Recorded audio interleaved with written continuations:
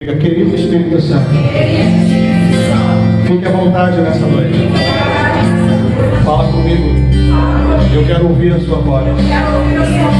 Diga, seja bem-vindo com liberdade. Que a sua palavra se revele a mim. Que a sua voz esteja dentro de mim. E que eu possa viver segundo a sua direção. Fala comigo, Senhor. Não permita que nada me impeça de te ouvir e de cumprir a tua palavra. Em nome de Jesus. Amém? Você pode aplaudir ao Senhor? Bem forte. Aleluia. Glória a Deus. Pode pegar a sua Bíblia, aí onde você está. Evangelho de Mateus, capítulo 7. Evangelho de Mateus. Vamos fazer o seguinte, vamos no capítulo 6. Mateus 6. É uma palavra que eu costumo falar muito sobre os versículos, mas hoje nós vamos ministrar sobre eles. Amém? Mateus, capítulo 6, verso 33 e 34. Como nós já oramos, irmãos, pela palavra, pode tomar assento. Amém? Aleluia. Aleluia. Mateus capítulo 6, verso 33 e 34. Aleluia. Glórias a Deus. Quem esteve na escola de fundamento? Aqui, quarta-feira, quem aqui estava? Escola de fundamento? Foi top master, não foi? Fala a verdade. Tem gente viajando até hoje na aula de quarta. Tem sido surpreendente. E agora eu estou caindo dentro do próximo módulo, corrigindo os trabalhos. Estou lamentando profundamente por quem não fez essa primeira turma, profundamente. E assim, tem sido algo maravilhoso, maravilhoso. E eu quero mesmo com as dificuldades de horário, mesmo com as dificuldades de tempo, quero pedir para que todos vocês perseverem, estejam firmes, né? Falta um módulo. Então, eu sempre falo, né? As coisas precisam acontecer. Amém, queridos? Comigo ou semigo, tem que acontecer. Então vocês têm que estar firmes aí para estar rompendo com a escola de fundamentos. Falta só mais um módulo, 4 aulas. Tem gente que já está com saudade, tem gente perguntando se pode fazer de novo, né? A próxima turma, mas eu tenho certeza que vai ser bênção. Queridos, nós temos vindo numa linha de ministração de tratamento.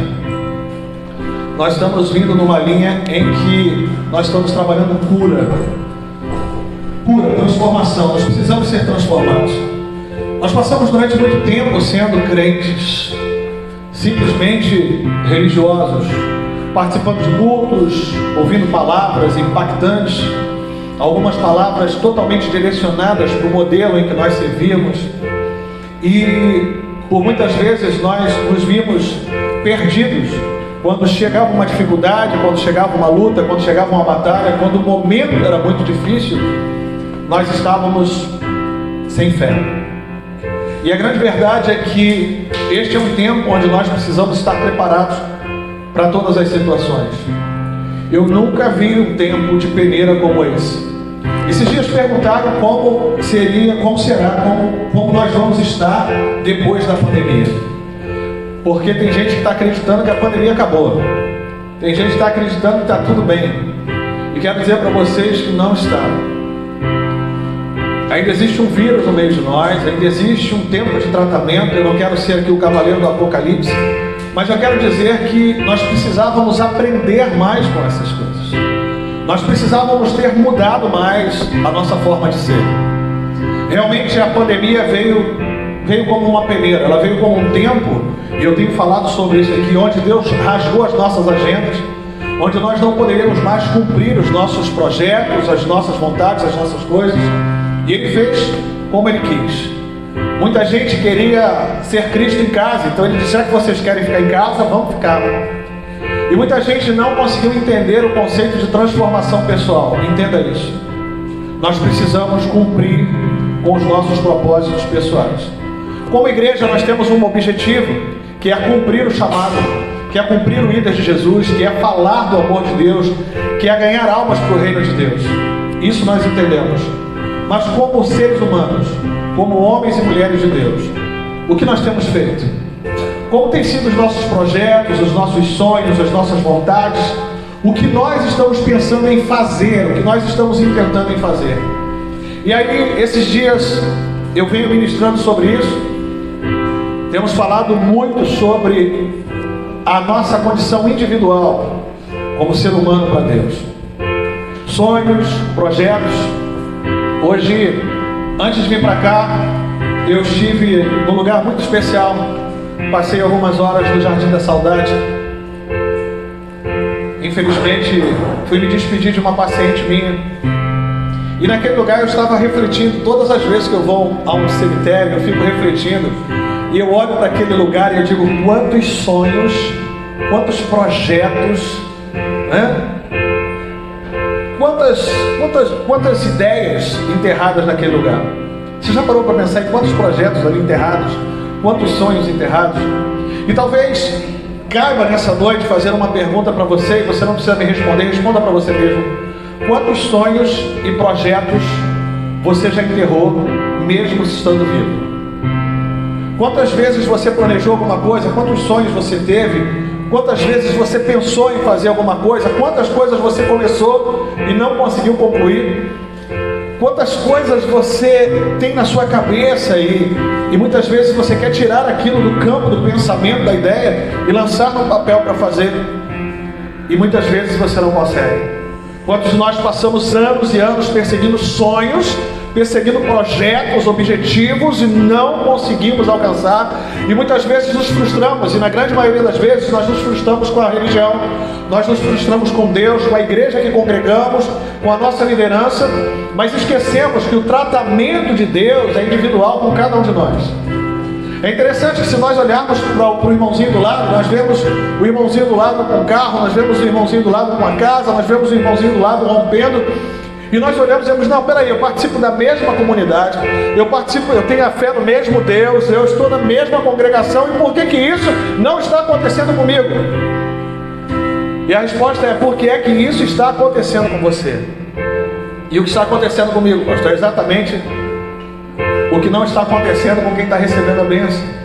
E nós precisamos entender que esse é um tratamento individual com Deus. Nós precisamos entender qual é o propósito de Deus para a nossa vida. E eu tenho falado nisso constantemente. Enquanto você não se encontrar com Deus, enquanto você não se encontrar com o projeto, com aquilo que Deus tem para a sua vida, você vai estar perdido na casa do Pai. Você entende o que é isso? Então muitas pessoas se decepcionam, muitas pessoas não conseguem se alicerçar, muitas pessoas não conseguem se firmar com Deus, muitas pessoas não conseguem ter resposta para a sua vida, porque não querem a resposta que Deus está dando. Não querem os projetos de Deus, eles querem seus próprios projetos. Então preste atenção no que eu vou te dizer. A estrutura familiar é muito importante. A estrutura familiar é muito importante, ela é a base, a família é a sua primeira igreja, amém? Mas nós precisamos entender que não é o mais importante. O mais importante é a sua comunhão, o seu relacionamento com Deus. E o mais importante sobre toda a vontade é a vontade de... Então, respondendo isso, você responde para mim que o projeto mais importante na sua vida não é o seu projeto, é o projeto de Deus para você. Quando você entende isso, você começa a viver e ter respostas de Deus. Quando você entende isso, você começa a romper com as coisas de Deus. É interessante que o texto de Mateus capítulo 6, verso 33 e 34, eu ia falar sobre o capítulo 7, mas nós viramos, o Espírito Santo virou a palavra, e ele sabe por que isso. Então eu espero que você receba isso no seu coração, no seu espírito. Diz assim, verso 33, tem gente que é antigo aqui e sabe que eu gosto muito desse versículo. Mas buscai primeiro o reino de Deus e a sua justiça, e todas as demais coisas vos serão acrescentadas. Olha, eu vou repetir, porque porque eu gosto muito desse versículo, eu falo isso direto. Mas buscai primeiro e a sua, e todas essas coisas ou as demais coisas serão. Não vos inquieteis, pois pelo dia de amanhã, porque o dia de amanhã trará suas próprias preocupações. Basta a cada dia o seu problema, o seu mal, a sua dificuldade. Quando nós entendemos isso, e a primeira coisa que você precisa entender é que a cada dia que você recebe para viver é um dia único. Tem uma frase de uma canção secular que diz: é preciso amar as pessoas como se não houvesse amanhã, porque se você parar para pensar, na verdade não há. O amanhã não existe. Amém, queridos? O amanhã existe? Não, ele está amanhã, ele está num outro tempo que não é o nosso. O tempo que existe para nós é o hoje, porque ontem já era. E aí eu vou me lembrar, o pessoal mais antigo vai lembrar de Alberto Brizola. Tem alguém aqui que lembra? Ontem já era, hoje é o dia, e o amanhã poderá não mais chegar. Olha, eu fui buscar lá no fundo do baú essa, hein? Então, quando eu entendo que o ontem não existe mais, o tempo que eu tenho é hoje, e o hoje eu preciso viver planejando o amanhã, sonhando com o amanhã, me preocupando com o amanhã. Não, eu preciso pegar o dia de hoje, depositar nas mãos de Deus, semear hoje o que eu vou colher amanhã. E quando eu entendo, e aí eu volto num trecho que eu tenho falado muito, e tinham pessoas que estavam com dúvidas sobre esse texto, Jeremias 17, 9 e 10, e eu não me canso de falar também desse versículo, porque ele faz você se encontrar com isso.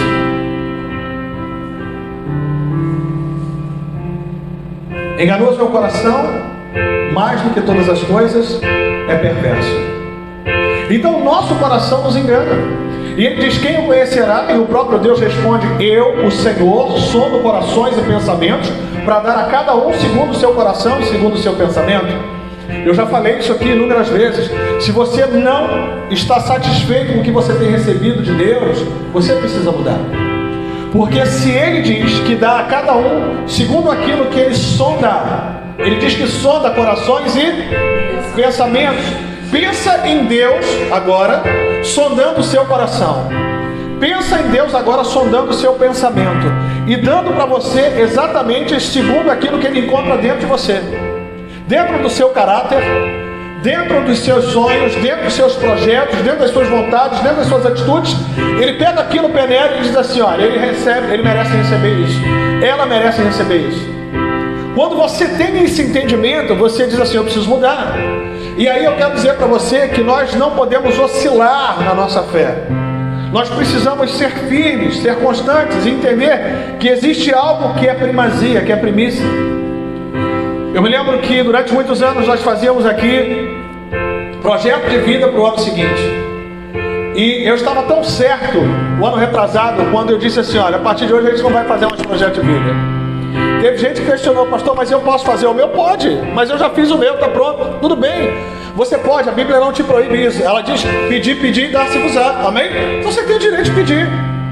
Só que eu ensinei algo que é muito interessante, e logo na sequência veio a pandemia. Então todos os projetos de vida foram suspensos. Opa, bota no arquivo aí, porque vocês vão ficar um tempo sem projetar nada, sem fazer nada. E muitos projetos não se cumpriram nesse tempo. E por que não fazer um projeto de vida?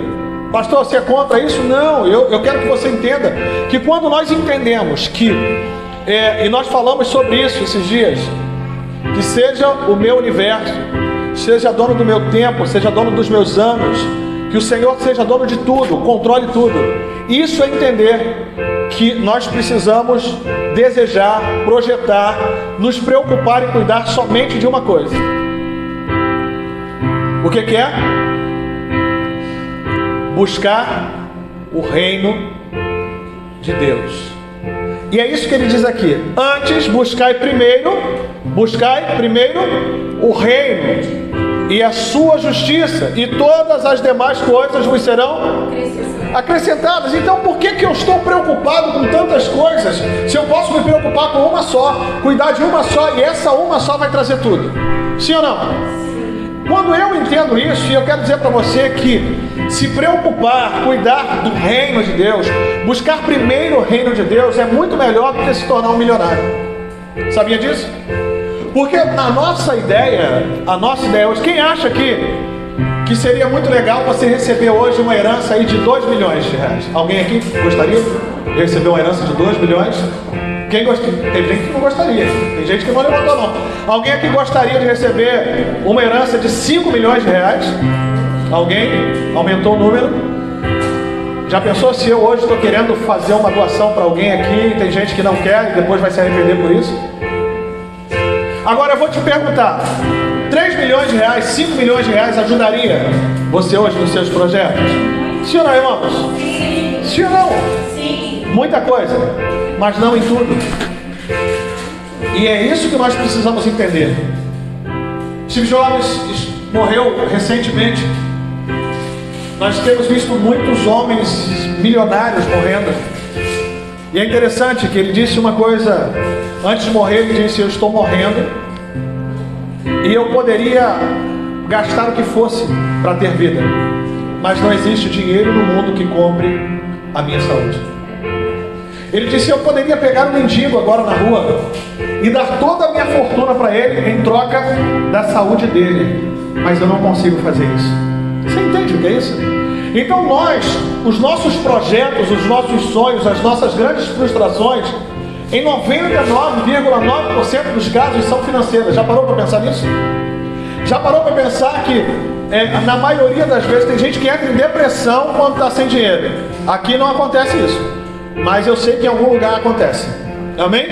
Tem gente que fica triste, apático, abatido, chora e tudo se estiver sem dinheiro. Conhece alguém assim, irmão? Não? Não conhece não? Não, né? Conhece tanto que olha até no espelho para ela de vez em quando. E a verdade é que quando nós... E talvez você diga assim, mas é loucura o que você está dizendo. Não! A Bíblia diz: e todas as demais coisas. Quando ele diz as demais coisas, quando ele diz buscar em primeiro lugar, se nós entendermos o princípio disso, nós não vamos oscilar. Se eu perguntar para você hoje, qual é o propósito das suas orações? Se eu te perguntar, pelo que você tem orado? Talvez você me dê uma lista com muita coisa, sim ou não? Talvez você me dê uma lista: olha, pastor, eu começo a orar, eu estou orando pela minha família, eu estou orando pelo meu trabalho, eu estou orando aqui para conseguir um emprego melhor, eu estou orando porque eu estou ganhando pouco, eu estou orando porque está passando o carro da navalha lá na empresa, eu estou orando, né? E aí você tem uma lista de oração. E aí eu vou lá para o salmista, quando ele diz que ele sabe exatamente o que ele precisa. Quando Jesus diz aqui em Mateus 6, 33 e 34, quando ele diz: mas antes buscai primeiro o reino dos céus e a sua justiça, eu me reporto a Davi, quando lá no Salmo 27, abre aí no Salmo 27, Salmo 27, 4, 5, Salmo 27, 4, 5. Você já cantou muito isso. Salmo 27, verso 4 e 5. Uma coisa e que eu possa todos os dias da minha vida para contemplar o esplendor do Senhor e meditar no seu templo. Quantas coisas Davi estava pedindo para ele? Quantas? Irmãos, quantas coisas? Uma. Ele disse: uma coisa eu peço ao Senhor, que eu possa morar no seu... Olha só, ele está falando de reino. Ele está falando de reino. Uma coisa eu peço ao Senhor e a buscarei. Eu peço uma coisa para Ele e eu peço uma coisa e a buscarei. Tem uma receita para ser feliz, pastor? Tem uma receita para prosperar? Tem uma receita para consertar a minha família? Tem uma receita para que as coisas aconteçam? Tem uma receita para que o milagre entre na minha casa? Tem uma receita para que o enfermo seja curado? Tem uma receita para que o casamento seja restaurado? Tem uma receita para que tudo aconteça? E a receita é você ter um foco, um objetivo. Se todos nós estivermos alinhados, se a sua vida estiver alinhada, se o seu relacionamento estiver alinhado com Deus, em desejar somente uma coisa e buscar incessantemente, eu quero morar na sua casa. Quando ele fala de casa, fala de presença, fala de reino. Não é você morar na igreja. Porque tem gente que diz assim, pô pastor, aí tá querendo demais, né? Morar na casa de Deus, como se a casa dele fosse a igreja. Não, você é a casa dele. É você habitando com ele habitando contigo. É relacionamento, é intimidade. E quando ele for primícia na sua vida, quando ele for o primeiro em todo o tempo, pode ter certeza que todas as outras coisas estarão arrumadas. Você entende isso? Então nós oscilamos, nós variamos, nós estamos cocheando na nossa fé, porque um dia nós queremos uma coisa, outro dia nós queremos outra. Nós pegamos as coisas de Deus, o reino de Deus, a vontade de Deus, e muitas vezes colocamos estacionada. Quando muito nós jogamos para o final da fila, porque os seus projetos são mais importantes, porque os seus sonhos são mais importantes, porque você coloca em primeiro lugar outras coisas e não a vontade e os projetos de Deus. Nós precisamos ter esse entendimento, porque quando nós tivermos esse entendimento, tudo vai mudar. Entender isso, quando nós entendemos, e aí nós olhamos, e é aí que eu quero chegar. Preste atenção no que eu vou te dizer. Davi é um homem segundo o coração de Deus. O próprio Deus disse isso. Um homem segundo o meu coração. E quando você olha para o coração de Davi, talvez você diga, pastor, mas como pode? Davi é um homem que não pôde construir um templo, porque ele tinha as mãos sujas de sangue, carregava pecado de morte sobre a vida dele. Davi era um guerreiro, um homem de um exército. Davi pecou, Davi prostituiu, Davi mandou matar um soldado que era um homem de confiança dele. Olha que coisa terrível. E aí de repente você olha para esse cara e você diz assim, mas como é que pode Davi ser um homem segundo o coração de Deus? Porque não é o quanto você peca, é o quanto você se arrepende daquilo, é o quanto você confessa para Deus os seus pecados, é o quanto você caminha na direção de Deus, é enquanto a sua vida é uma vida de oração, é enquanto você cumpre um propósito de Deus. E eu quero dizer para você uma coisa: todo o erro de Davi, todo o pecado que Davi cometeu, ele estava cometendo no caminho, na direção do centro da vontade de Deus. Davi não olhou para trás, Davi não desistiu, Davi não desanimou, Davi foi cuspido, foi escorraçado, foi apedrejado, foi humilhado, teve que se esconder. Sim ou não? Passou por todos os problemas que uma família pode ter, os piores problemas que uma família pode ter, mas ele não desistiu do propósito de Deus sobre a vida dele. E nós estamos vivendo com uma geração desistente. Nós estamos vivendo com uma geração desanimada, com uma geração apática, com uma geração onde as coisas de Deus ficam para o segundo plano, onde a vontade de Deus fica para o segundo ou para o terceiro plano, onde nós nos tornamos crentes simplesmente para sentar no banco de uma igreja, onde Ele não é primícia na nossa vida e Ele precisa ser primícia, ainda que nós tenhamos que passar por grandes dificuldades. Queridos, analise isso, não desanime pelo nível do seu pecado. Não desanime, você precisa mudar, você precisa se consertar, você precisa ser transformado, ponto. Mas você precisa buscar a Deus, até porque sozinho você não vai conseguir. Sozinho você não vai conseguir. Então é exatamente isso, é entender que você é frágil, você é falho, você é pecador. Nós cantamos sobre isso ainda agora. Mas existe um Deus que te justifica. Existe algo que é muito maior. Você está no caminho do conserto, você está no caminho certo. O que você não pode é perder a direção. O que você não pode é desviar do caminho. O que você precisa é se manter firme. Ainda que nesse caminho haja prisões, perseguições, erros, o que você precisa é acreditar que existe um propósito maior de Deus sobre a sua vida e que esse propósito precisa ser cumprido. Em primeiro lugar, Deus, sempre Deus. E talvez daqui por diante, quando alguém disser, Qual é o seu projeto? Qual é o seu sonho? Me diz aí, coloca uma escala para mim das coisas que você quer e você vai colocar lá em primeiro lugar. Em primeiro lugar eu quero o reino de Deus e a justiça dele.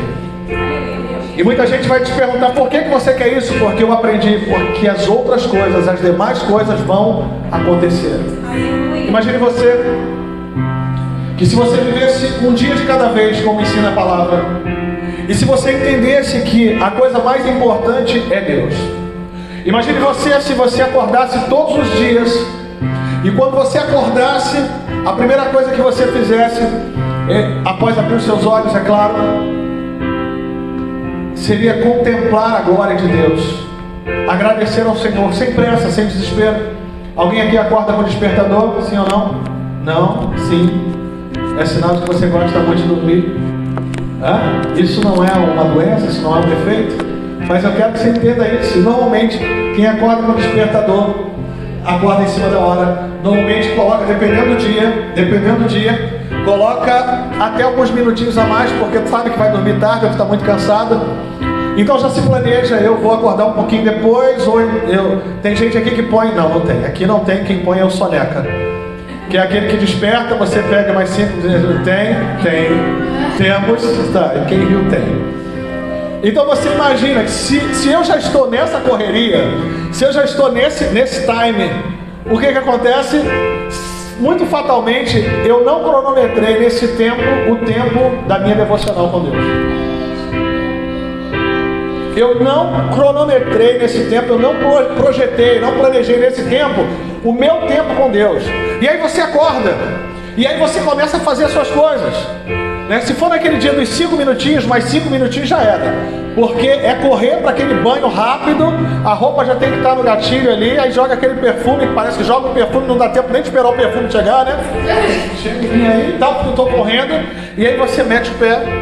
Muitas vezes na correria para chegar no trabalho, e aí você chega ali, esquece de agradecer que no caminho você veio em paz, nada te aconteceu.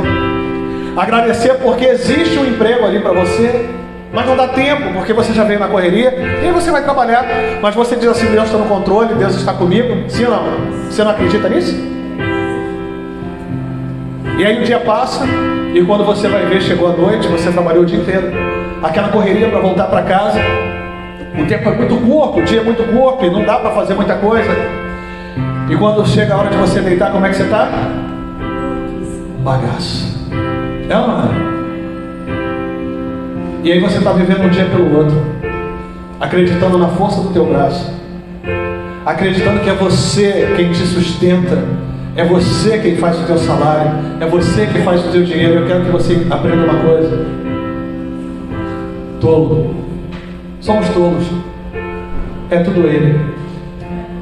Porque se Ele quiser, Ele acaba com tudo. Se Ele quiser, você não acorda. Se Ele quiser, o emprego não vai estar mais lá. Se Ele quiser, tudo vai acontecer. E é isso que nós precisamos entender.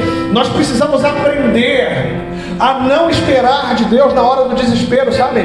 Nós precisamos entender que nós temos que agradar a Deus, ofertar a Deus, amar a Deus com a nossa vida, com o nosso coração, com o nosso entendimento, todos os dias. Principalmente com algo chamado gratidão. Nós reclamamos do que não temos, mas esquecemos de ser gratos pelo que temos. E é isso que eu quero que você entenda. Imagine como seria o seu dia se você amanhecesse, eu não vou nem dizer amanhecer, se você antes de se deitar falasse com Ele, mesmo estando em cima da hora, mesmo estando cansado, mesmo sendo muito difícil, você dissesse: Deus, me perdoa por tudo que eu fiz nesse dia, por tudo que não te agradou. Me dê uma noite de sono restaurador, Senhor. Cuida da minha casa, da minha família, dos meus amigos. Cuida da tua igreja, abençoa os meus pastores, não esqueçam de mim, por favor. Abençoa, Senhor, o ministério, abençoa os meus vizinhos, até esse chato aqui do lado que vive fazendo barulho, aquela mulher que fica gritando o tempo inteiro. Abençoa eles, Senhor. Abençoa, porque eu quero ser canal de bênção na vida deles. Tem gente que riu, porque parece que eu estou vendo seus vizinhos. Imagina que seu vizinho fala de você. Mas aí você faz essa oração e diz: me dê uma noite de sono restaurador e prepara para mim aquele dia que o Senhor deseja. Uau! Se eu acredito que Ele tem, a vontade dele é boa, perfeita e agradável, e se eu libero e profetizo sobre a minha vida que o dia de amanhã vai ser do jeitinho que ele quer, certamente amanhã eu terei um excelente dia. Amém? Uau! Pastor, o que você está me dando? Eu estou te dando a receita do bolo. Eu estou te dando a receita de uma vida digna. Eu estou te dando uma receita de uma vida feliz. Eu estou te dando uma receita de uma vida onde as coisas vão acontecer. E a palavra diz: e esses sinais seguirão os que creem. E em meu nome, olha que coisa interessante, esses sinais seguirão os que creem. E em meu nome eles curarão enfermos, ressuscitarão mortos, libertarão os cativos. Olha o que a gente vai fazer. E aqueles que vierem após mim farão obras maiores que as minhas. Nós estamos vindo após o Senhor, mas tem algo interessante nessa palavra que diz o seguinte: e esses sinais seguirão os que creem. Entenda isso. Queridos, os milagres precisam nos seguir. Eles precisam vir atrás de nós. Não somos nós que temos que correr atrás do milagre. É isso que está errado. Nós estamos buscando campanhas, nós estamos fazendo votos, nós estamos correndo atrás, desesperados para Deus fazer. Só que o que está planejado para nós tem que vir nos seguindo. Entenda isso. O milagre tem que correr atrás de você. A bênção tem que correr atrás de você. Eles têm que te seguir. Mas para que eles te sigam, presta atenção no que eu vou te falar. Para que a solução financeira da sua vida te siga, para que o seu casamento, o seu relacionamento, para que a sua vida profissional, para que a sua saúde, para que tudo na sua vida aconteça, presta atenção. Isso é natural. Eu estou seguindo, buscando o reino, e quando eu estou buscando o reino, a consequência, eu sigo o reino, eu sigo ao Senhor, eu sigo ao meu Deus, e consequentemente atrás de mim vem as bênçãos. Amém? Como já dizia o super-herói da televisão, sigam-me os bons. E é isso que você precisa entender. Você precisa entender que a receita está aí. Pastor, o que eu preciso fazer? Eu preciso acordar e tomar o meu café com Cristo. Eu preciso sair para o meu trabalho, e quando eu for para lá eu vou dizer: eu sei que não é pela força do meu braço, eu sei que não é pela minha capacidade, eu sei que não é pela minha inteligência. E talvez você seja até inteligente, mas você vai mostrar para ele que você é sábio quando você devolve a glória para ele. E você vai dizer: eu sei que é tudo sobre você, muito mais do que uma canção, nunca foi sobre mim. E eu quero que o Senhor tome esse dia nas suas mãos. Imagina que dia lindo esse. E aí as coisas vão acontecer, e talvez quando você chegar no seu trabalho tudo vai dar errado. Mas você vai entender que Deus está no controle de tudo, e que você é com Ele. E as pessoas vão olhar para você e vão dizer: mas você não está abalado, ou você não está sofrendo. Não, porque eu sei que o meu Redentor vive. E muitas vezes o dia de luta é o dia que antecede o dia da glória. E quando eu entendo isso, os meus dias, vai chegar a hora do meu almoço e eu vou agradecer a Deus, independente do que eu tenha para comer. Eu sou grato, porque eu vou entender que Ele está no controle de tudo. Quando eu estiver voltando para casa, eu vou agradecer por mais um dia de trabalho e vou pedir a Ele para que quando eu chegar em casa, eu encontre tudo bem, que haja paz na minha casa. E quando você menos perceber, você está tão alinhado com Deus, a sua vida vai ser um lugar secreto com Ele, e as coisas vão acontecer, automaticamente, sabe? E quando você disser assim: nossa, mas eu estava pensando nisso, isso já aconteceu, mas eu estava planejando isso já aconteceu, mas eu estava imaginando isso já aconteceu, sabe por quê? Porque Ele sonda seu coração e seu pensamento, e Ele viu ali que você merece receber tudo aquilo que você intenta. Uau!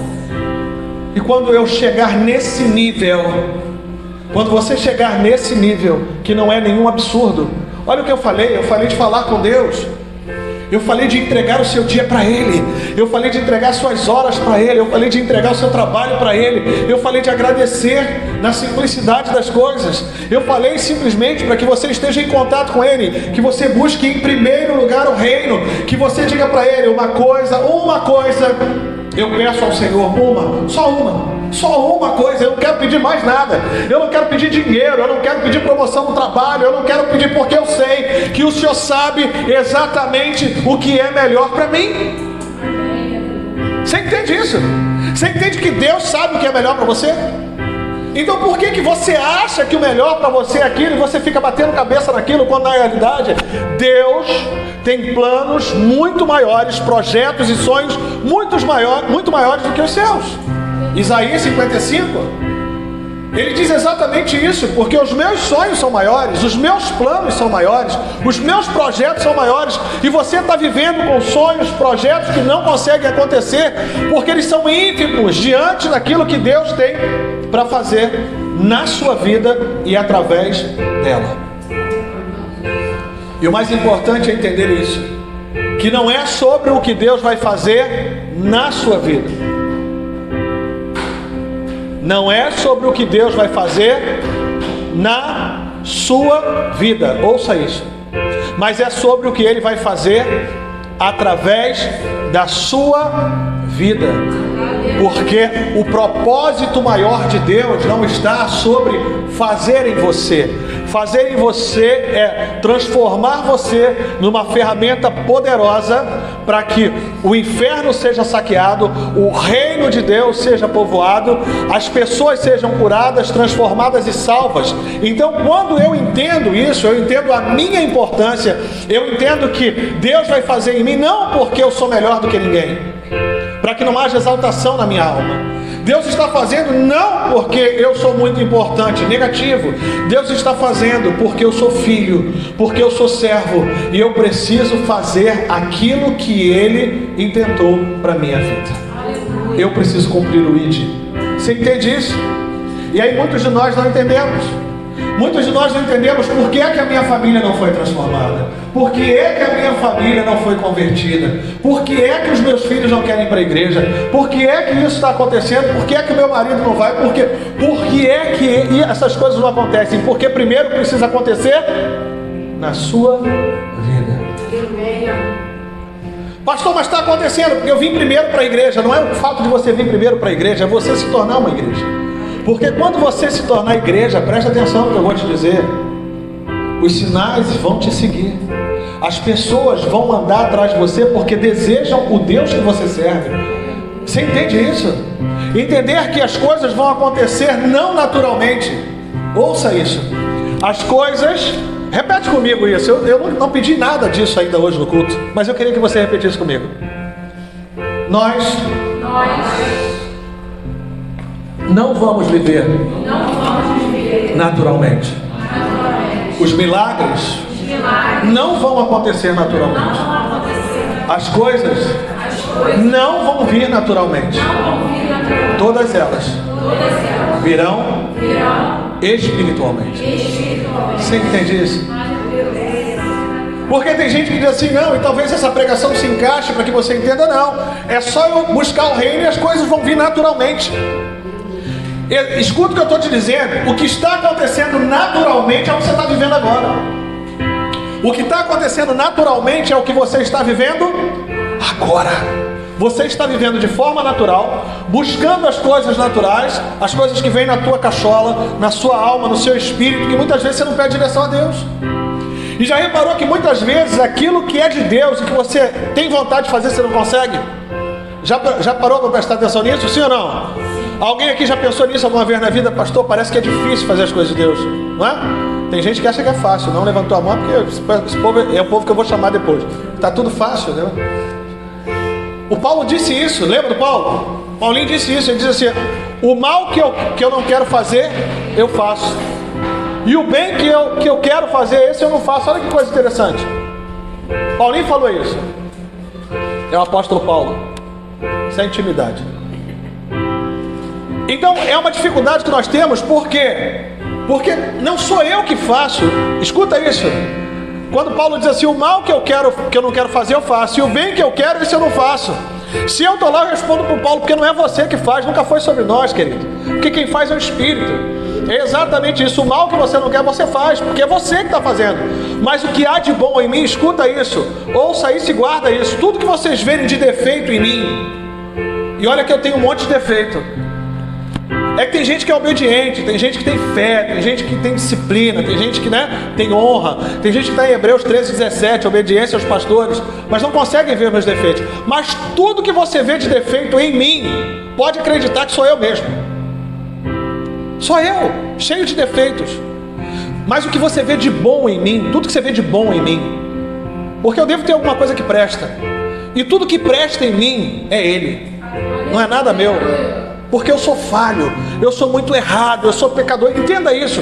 Então o que nós precisamos entender é que eu preciso buscar o melhor de mim. O melhor de mim não está em mim, está nele.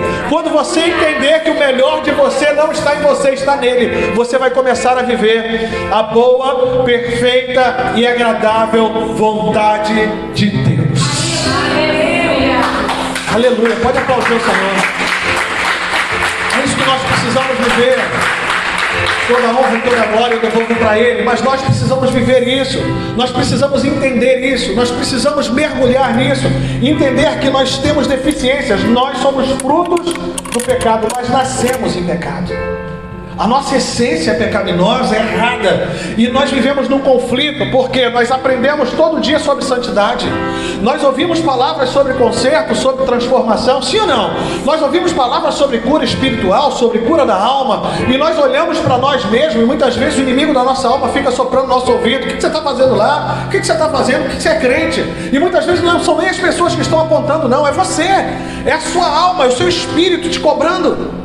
Muitas vezes é o Espírito Santo cobrando conserto de você, mas na grande maioria das vezes é o próprio acusador trabalhando na sua mente, dizendo: você não é digno, você não pode. E eu quero dizer para você que você pode todas as coisas naquele que te fortalece, contanto que você busque força nele. Entende isso? Você pode todas as coisas naquele que te fortalece. E como é que eu vou buscar força nele? Eu vou buscar força nele orando. Eu vou buscar força nele falando com ele o máximo de vezes possíveis que eu tiver por dia. Eu vou buscar força nele em todo o tempo. Pastor, como é que eu faço para orar? Eu oro de manhã, de tarde e de noite. Eu oro 3 vezes por dia. Não, eu quero dizer para você que você precisa orar em todo o tempo. Você precisa ter uma vida de oração. Não é simplesmente orar. E é interessante isso, quando você vive num mundo cheio de dificuldades, num mundo cheio de adversidades, e ainda assim a resposta dos céus vem sobre a sua vida, a oração é respondida sobre a sua vida. Quando você não se contamina com o ambiente. Nós temos um exemplo lindo na palavra, que é o exemplo de Daniel.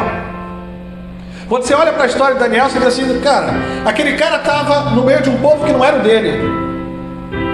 Ele obedecia um rei que não era o rei dele. Olha que coisa interessante. Aquele cara, no meio da adversidade, vai tomar conta de coisas que não tinham nada a ver com as coisas de Deus, mas ele estava ali porque existia um propósito de Deus. É isso que eu estou te falando. Não importa onde você esteja, se você está ali é porque existe um propósito de Deus naquele lugar, e ele vai se cumprir ali. Entenda isso. Você precisa ser luz, você não tem que se esconder embaixo da mesa, você tem que mostrar quem você é, quem é o seu Deus. Entende isso? E esse é o tempo de você viver isso. Então aquele cara, no meio da adversidade, ele orava 3 vezes por dia. A janela do quarto dele dava para o Oriente, significa, dava para o reino, dava para as coisas de Deus, dava para a direção de onde a oração era ouvida. E é isso que você precisa entender. E Daniel orava 3 vezes por dia. E as pessoas estavam ali comendo das iguarias do rei. E ele não se contaminava. Ele dizia: não, eu não vou me contaminar, porque eu sei quem é o meu Deus. E dizer para você como é que a resposta de Daniel veio. Ele simplesmente se ajoelha, pede para Deus, porque o cara ora 3 vezes por dia. E quando ele ora, a resposta vem. Amém? Amém nada. Ficou 21 dias retida. Por quê? Porque os milagres na nossa vida não são naturais. Eles passam por uma batalha espiritual. Uau! Por isso a importância de orar, por isso a importância de romper o céu, por isso a importância de ter comunicação com Deus, por isso a importância de ter uma vida de adoração, de comunhão, de relacionamento. Você entende isso? Mas a nossa geração também é desistente. A nossa geração não é uma geração que persevera pelos seus objetivos, sabe? Não é uma geração que está ali, batendo e acreditando que o milagre vai acontecer. A nossa geração é uma geração que pede as coisas para Deus, mas se demora um pouquinho, desiste e pula para outra coisa. Sim ou não? Geração fast food. Parece que você pede para Deus a bênção e já visualiza um anjinho bonito, com aquelas asas enormes, e atrás dele uma bag escrito iFood do céu, para que ele te entregue rapidinho aquilo que você quer. Mas não passa pelo crivo do processo. Daniel ficou 21 dias orando incessantemente por sua petição. Quantos dias Daniel ficou orando? 20 dias. Quantos dias? 20. 21 dias orando incessantemente por aquilo que ele desejava receber de Deus. Aí eu faço uma pergunta para você: qual foi o maior tempo que você passou orando por algo que você queria? Quantos minutos? Quantas horas? Quantos dias? Oi? Você já parou para pensar nisso? E aí eu olho para o Daniel e digo: não, mas o Daniel era sinistro. O Daniel, ele foi para a cova dos leões. Esse Daniel, ele era totalmente diferente. Esse Daniel não tem nada a ver comigo.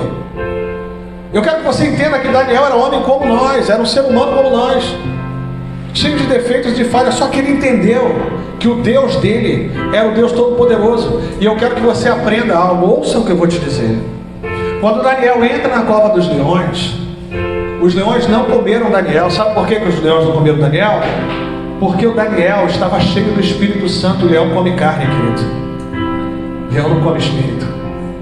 O leão não sentiu o cheiro da carne de Daniel. Você entende isso? Sabe o que isso significa? Relacionamento, intimidade com Deus. Quando você é cheio do Espírito, as pessoas, você passa num lugar, às vezes, a pessoa quando olha para você diz assim: você é crente, né? Ué, mas por quê? Cara, eu olhei para você. Outro dia eu cheguei num lugar e uma senhora, cheguei no hospital, e uma senhora olhou para mim e falou assim: o senhor é crente, não é crente? Aí eu olhei para mim e falei: eu estou com alguma coisa de crente, né? A primeira coisa que você olha: eu estou com alguma coisa de crente. Mas eu não estava, queridos. Eu estava vestido de Capitão América. Eu falei: será que ela é porque eu sou super-herói? Aí eu falei: mas por quê? A senhora me conhece? Ela falou assim: não, eu sou. Entrou ali, eu falei com essa menina: tem um brilho diferente. Isso é legal quando você ouve isso. Aí eu digo assim: obrigado, Jesus, porque hoje eu estou brilhando, né? Muito obrigado. Então quando você entende isso, é que você está cheio, você tem relacionamento, você tem intimidade com Deus, você está vivendo um tempo perfeito com Deus.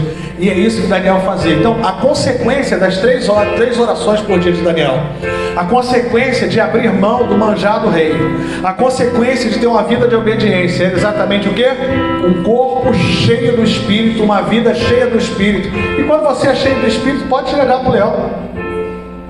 Pode jogar para o leão. Amém? Porque leão come carne. Daniel estava cheio do Espírito. Então o cheiro de Daniel era do Espírito Santo.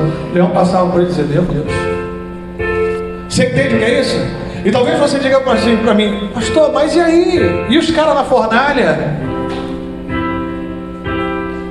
Se o meu Deus é fogo consumidor, querido, se eu sou brasa viva, fogo queima fogo?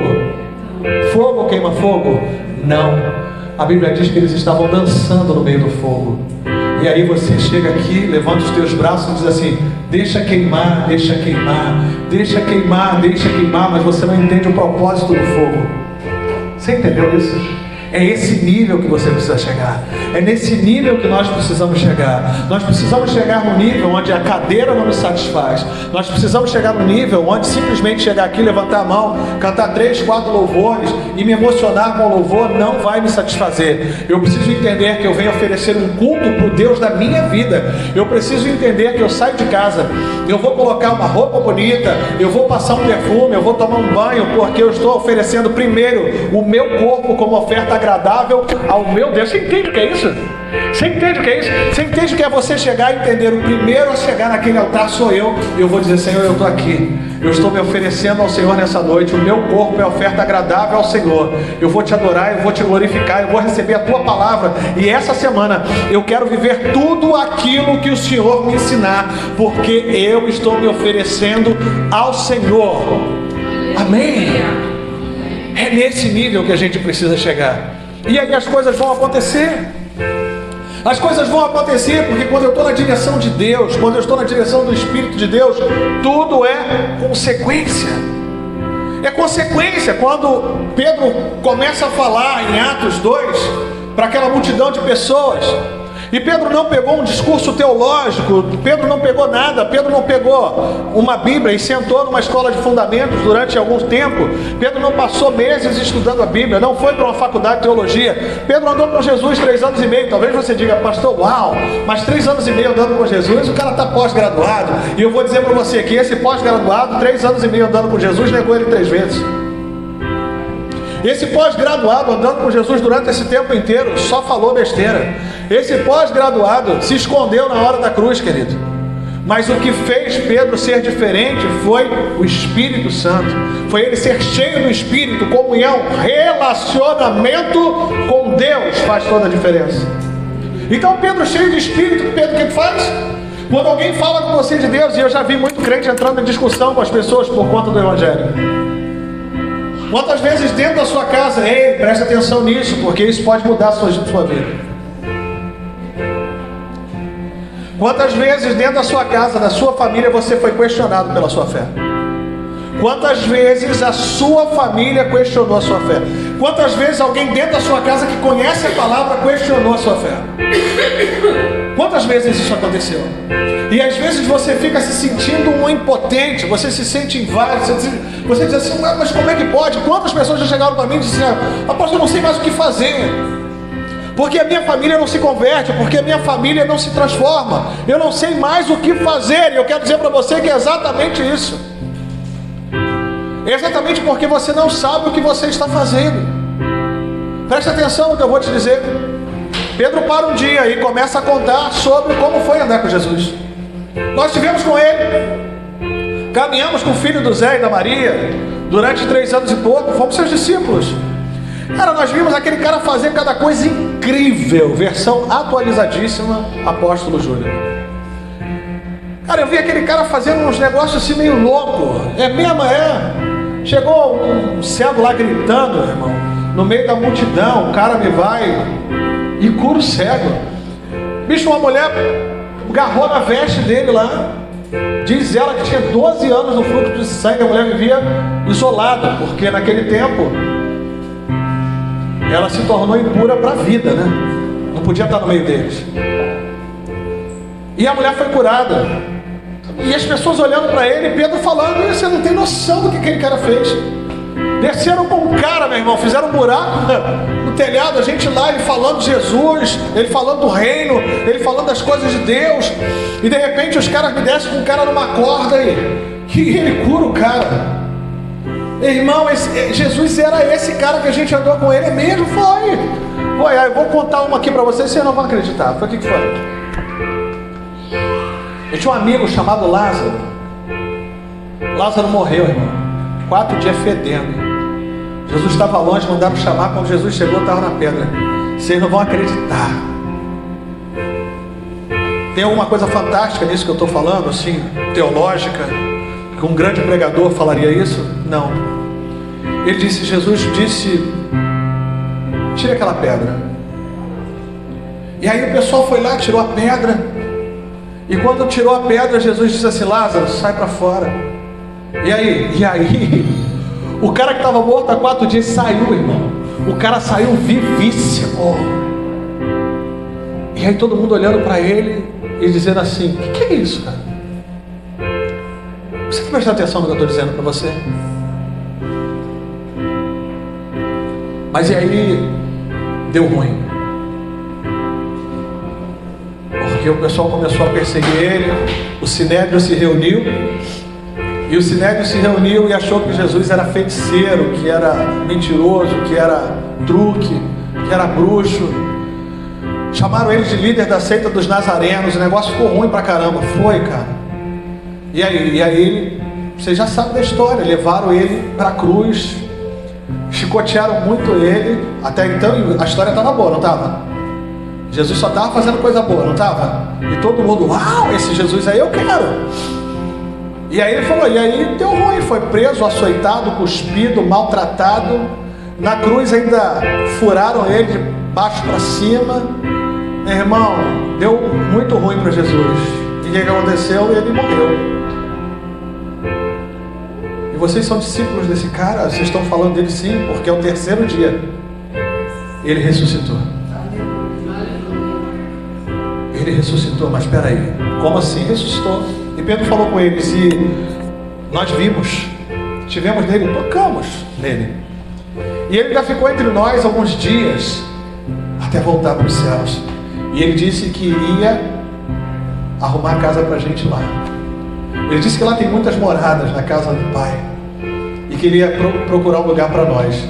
Nessa hora, uma multidão de mais de 3.000 pessoas disseram: e o que eu preciso fazer para ganhar o reino? Ei, Pedrão falou com eles na mesma hora: façam um curso de batismo, que deve durar uns 3 ou 4 meses na nossa igreja. Vocês vão estudar a Bíblia, vocês vão ter que passar a ficha para mim: é casado, é separado, é ajuntado, é amancebado. E você quantos anos tem? Não foi isso que Pedro falou? Pedro disse: não, arrependei-vos, reconheça o Senhor como único e suficiente Salvador da sua vida, sejam batizados em nome do Pai, do Filho e do Espírito Santo. Uau! E a Bíblia diz, enquanto tem gente que tem 25 anos de igreja e não é batizado no Espírito Santo ainda, a Bíblia diz que Pedro, naquela tarde, batizou aquelas pessoas. E quando aquelas pessoas voltavam das águas, eram cheias do Espírito Santo.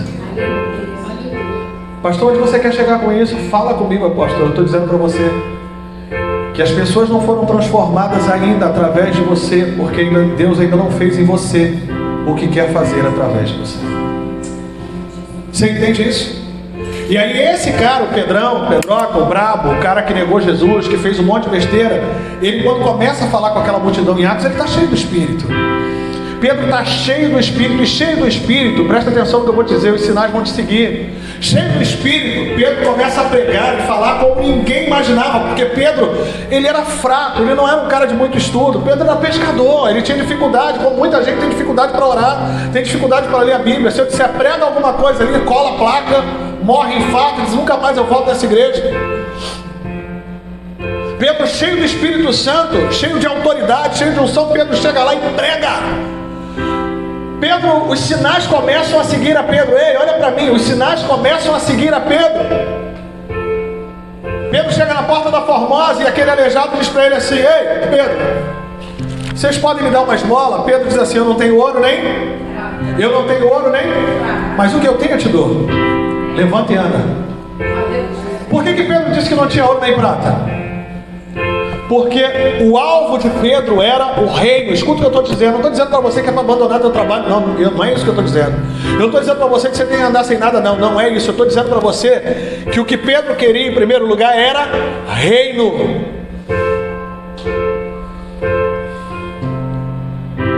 Reflete aí acerca de alguma coisa. Desculpa se eu pegar um pouquinho pesado agora. Vocês me perdoem? Vocês me perdoam? Posso pegar um pouquinho pesado? Sim ou não? Sim. Sim ou não? Sim. Posso? Posso?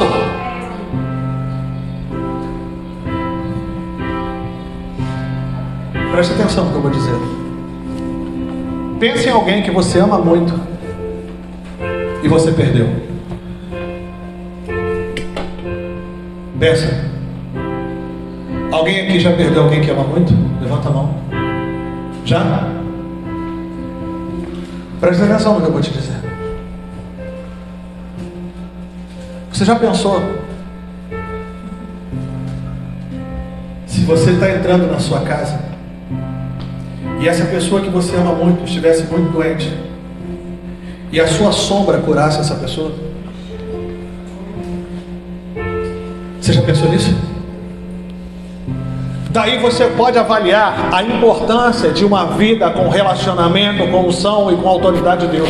Porque se você não acredita que o Deus que você serve foi, é e será eternamente o Deus que cura, o Deus que liberta, o Deus que transforma, o Deus que ressuscita, o Deus que cura e faz milagres, porque Deus não sofre variação, Ele não mudou. Quem mudou fomos nós que mudamos, somos nós que estamos mais céticos, mais frios, somos nós que não buscamos relacionamento, somos nós que não temos unção, e aí ficamos correndo atrás de revelação, correndo atrás de palavras proféticas, coisas que vão mudar o nosso intelecto, mas não vão transformar a nossa vida e nem mudar quem nós somos em Deus. Entende isso? E aí Pedro não está nem preocupado com nada. Pedro diz: eu não tenho ouro nem prata, mas o que eu tenho te dou, levanta e anda. Ei, ouça bem o que é a importância de você ser uma ferramenta de Deus para os últimos dias. É muito legal a gente ouvir um testemunho aqui como o do Arthur, e os tios dele estavam aqui quando nós oramos, e quando abrem lá, e foi uma batalha. É muito legal. Naquele dia estava aqui a Fatinha, e a Fatinha falou algo comigo aqui, e a Fatinha falou: eu fui curada também. A tia tinha um câncer e ela chegou aqui chorando. E nós oramos, ministramos sobre a vida dela curada. Pastora Tânia, quantas pessoas passaram por aqui? Quantas pessoas? Uma jovem que os médicos condenaram. Quando a Rose chegou aqui com aquela criança, com aquela menina, e disse: não tem mais jeito. Viemos de São Paulo e os médicos disseram que não tem mais jeito. Os tumores tomaram toda a parte abdominal dela e ela vai morrer. E aí eu de joelhos, pego o talite, caio no chão com aquela jovem e ministro sobre cura sobre a vida dela, movido de íntima compaixão, e pedi ao Senhor: cura, não por mim, Senhor, mas pelo poder da tua palavra, pela autoridade da sua palavra, cura. E eu quero dizer para você que se eu tivesse melhor com Deus, eu não precisava nem fazer isso, porque a minha sombra teria curado aquela menina. Não é pretensão minha, é dizer que Deus continua fazendo. Então eu preciso estar melhor com Ele. Você entende isso? O meu relacionamento, a minha vida precisa estar melhor. E quando eu falo de mim, eu falo de você. Entende isso? Os sinais seguirão os que creem. As demais coisas serão acrescentadas. As coisas vão acontecer. E quando você menos perceber, as coisas estão acontecendo. E você vai dizer: uau, estão acontecendo. Ele está respondendo às minhas orações. Está dando certo o meu relacionamento com Ele. Está dando certo a minha comunhão com Ele. Está dando certo. E eu quero dizer para você que esse é um jogo de interesse, sim. Mas é um jogo de interesse mais inteligente, mais puro que alguém pode ter. Porque quando você entra numa empresa, a primeira coisa que você quer fazer é conquistar o teu chefe. Sim ou não? Sim ou não? Porque se ele não se agradar de você, o que vai acontecer?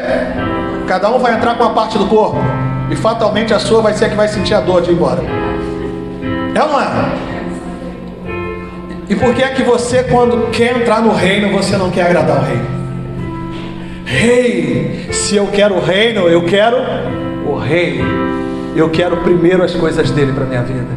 E pode acreditar no que eu estou te falando. Eu ainda não vi, e certamente não verei, ninguém que mergulhou com vontade no profundo de Deus ter se arrependido. Eu ainda não vi ninguém, nunca soube na história de alguém que tenha mergulhado em obediência, em amor, em dedicação a Deus e tenha se arrependido. Eu ainda não vi ninguém sofrendo, chorando porque colocou a vida na mão de Deus. Pastor, mas eu já vi muita gente passando por aperto, por sofrimento, e o dia mal vai vir. É pegar a cruz e seguir. Eu não estou dizendo que vai ser sobre água fresca. Eu estou dizendo para você que é difícil. Quando eu falo de Pedro, quando eu falo de Daniel, quando eu falo de Sadraque, Mesaque e Abednego, quando eu falo dos discípulos de Jesus, eu estou falando de pessoas que sofreram, que foram perseguidas. Eu falei do profeta Isaías agora, um homem que foi usadíssimo por Deus, um profeta messiânico. Isaías 55, que diz que os sonhos de Deus, os meus sonhos, os meus projetos são maiores. Olha que coisa interessante. Os meus sonhos são maiores. E esse cara foi cerrado ao meio. Ei, esse cara foi cerrado ao meio. E aí você diz: pastor, acabou. Você jogou a tua pregação toda fora agora. Se você está falando tudo de bom desses caras, que esses caras fizeram, e esses caras foram apedrejados, esses caras foram mortos à espada. Pedro pediu para ser crucificado, ao invés de ser crucificado como Jesus fez, Pedro disse: não,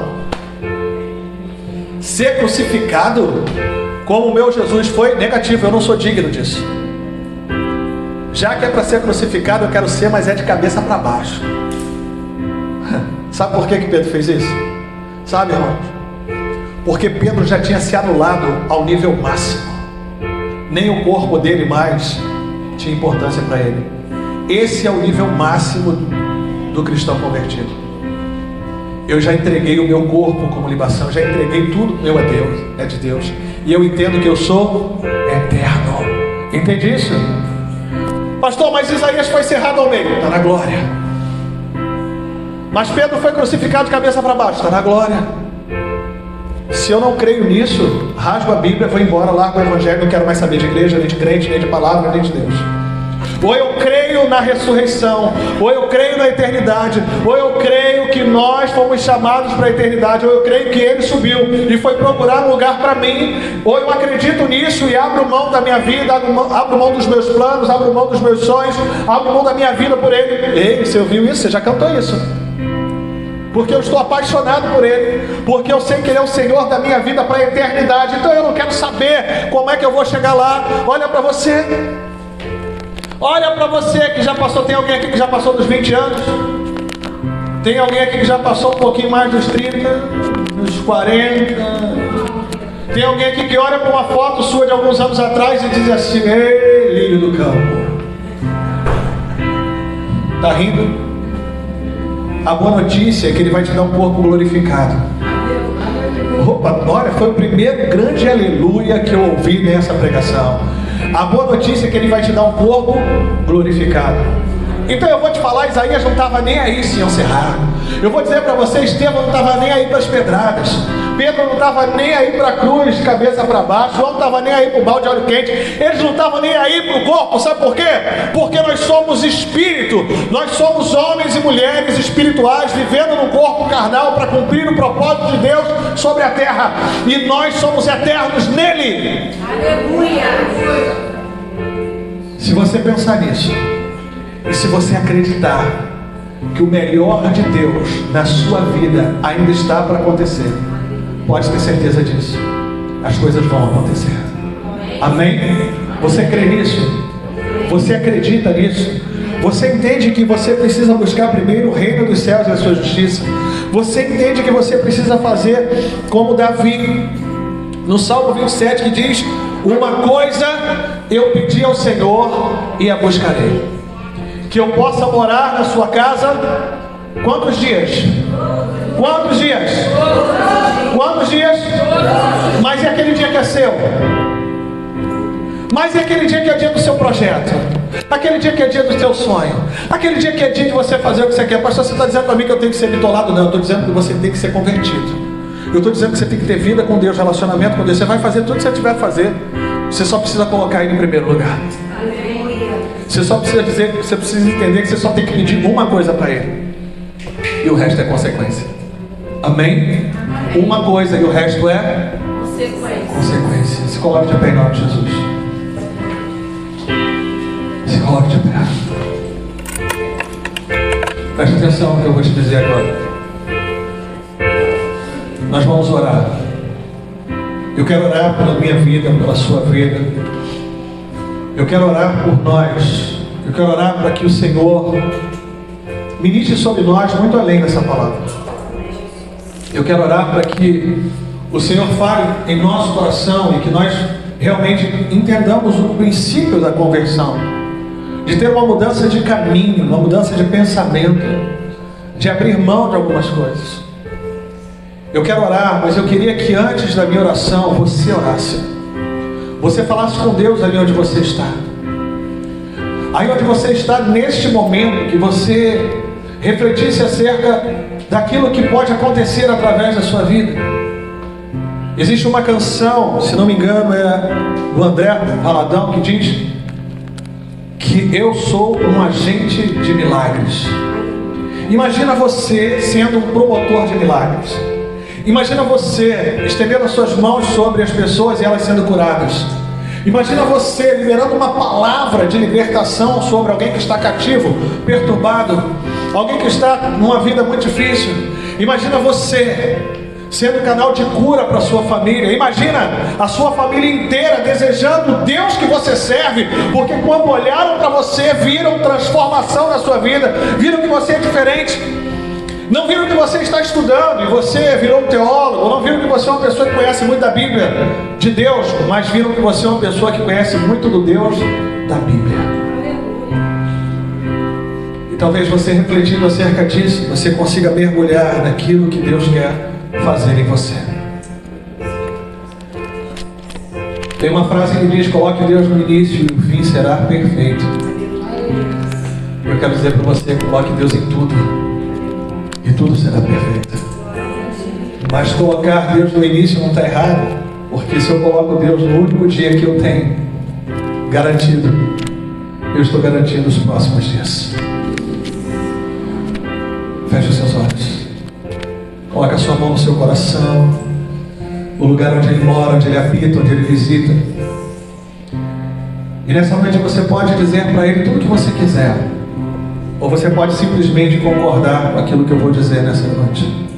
Pai, em nome do Senhor Jesus Cristo, nós estamos diante do Senhor, do Teu Espírito, e debaixo da unção, da autoridade dessa palavra que é Sua.